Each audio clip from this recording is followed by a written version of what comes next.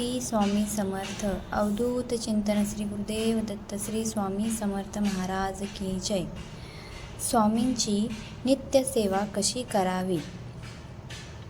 चला तर बघूया स्वामींची नित्य सेवा कशी करावी. आपण दररोज देवपूजा, आपलं जे देवपूजा केल्यानंतर आपल्याला जे प्रसन्न वाटतं ते काम तर आपलं रोज चालूच असतं, पण स्वामींची नित्य सेवा कशी करायची ते आपण आज बघूया. श्री स्वामी समर्थ हे नाव जरी उच्चारले तरी एक प्रकारे मनात विश्वास निर्माण होतो. अशक्य ही शक्य करतील स्वामी, ही हजारो भाविकांची श्रद्धा आहे. स्वामींवरील श्रद्धा, स्वामींवरील विश्वास आणि स्वामींनी दिलेले आत्तापर्यंतचे अनुभव यामुळे कोट्यावधी भाविक स्वामींचे नियमितपणे सेवा, उपासना, नामस्मरण, पूजन करत असतात. अक्कलकोटला जाऊन नियमितपणे दर्शन घेणारे अनेक भाविक आहेत.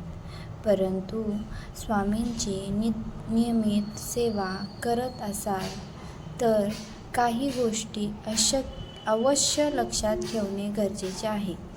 या गोष्टी आचरणात आणल्यास स्वामी पूजा आणि स्वामी सेवेचे शुभ फल अधिक चांगल्या पद्धतीने मिळू शकते, अशी मान्यता असल्याचे सांगितले जाते.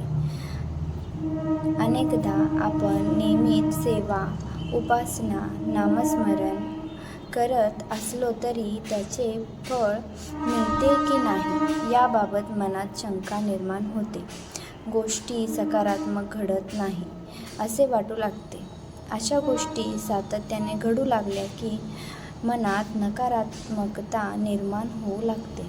मात्र असे घडत असेल तर स्वामींवरील विश्वास कायम ठेवावा असा सल्ला दिला जातो. आपण जे करतो ते अधिकाधिक प्रामाणिकपणे करावे असे सांगितले जाते.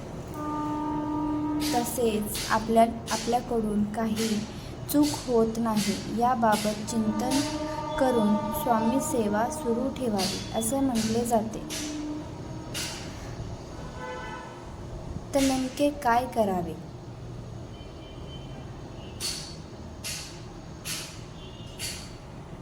तुम्हीही स्वामी सेवा करत असाल तर तुमच्या पद्धतीने ती सुरू ठेवावी. स्वामी सेवा सुरू करायची असेल तर सकाळी किंवा सायंकाळी एक वेळ ठरवून घ्यावी. धावपळीमुळे सकाळी शक्य होत नसेल तर तिन्ही सांजेला संध्याकाळच्या वेळी दिवे लागण्याची वेळ ठरवावी आणि त्याच वेळेला दररोज नियमितपणे स्वामी सेवा करावी. एखाद्या वेळेचा मनात संकल्प केला की काही झाले तरी ती वेळ चुकवू नये. त्यावेळेस स्वामी समर्थांची मूर्ती किंवा फोटो समोर ठेवावा. देवासमोर दिवा लावावा. स्वामींना दिवा अर्पण करावा. त्यानंतर धूप किंवा अगरबत्ती दाखवावी. शक्य असेल तर गोडाचे काही नैवेद्य म्हणून ठेवावे. अगदी दूध किंवा साखर ठेवले तरी चालू शकेल.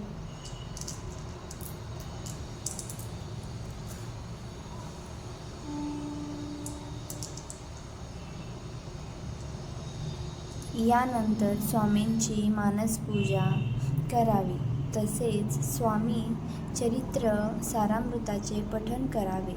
याचे 21 अध्याय आहेत. दररोज 3 अध्यायाचे पठण केले तरी 7 दिवसात एक पारायण पूर्ण होऊ शकेल. पुन्हा पहिल्या अध्यायापासून पारायणास सुरुवात करावी. यानंतर स्वामी समर्थ महाराजांचा तारक मंत्र म्हणावा. तसेच किमान एक माळ श्री स्वामी समर्थ या मंत्राचा जप करावा. एकापेक्षा अधिक माळ जपल्यास उत्तम, परंतु यथाशक्ती जप, नामस्मरण करावे. शक्य तितक्या काळापर्यंत ही सेवा सुरू ठेवावी.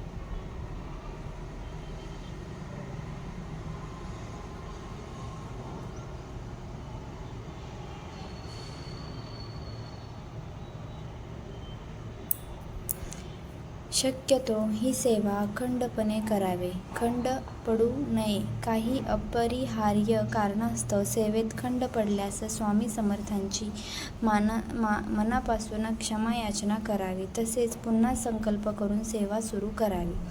सर्वात महत्त्वाचे,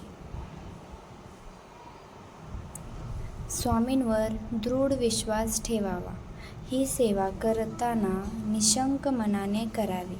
कोणताही किंतु मनात ठेवू नये. श्री स्वामी समर्थ. अवधूत चिंतन. श्री गुरुदेव दत्त. श्री स्वामी समर्थ. तुम्हाला जर नित्यसेवा ही जी नित्यसेवा आहे ती आवडली असेल तर माझ्या चॅनलला नक्की लाईक करा आणि सबस्क्राईब करा.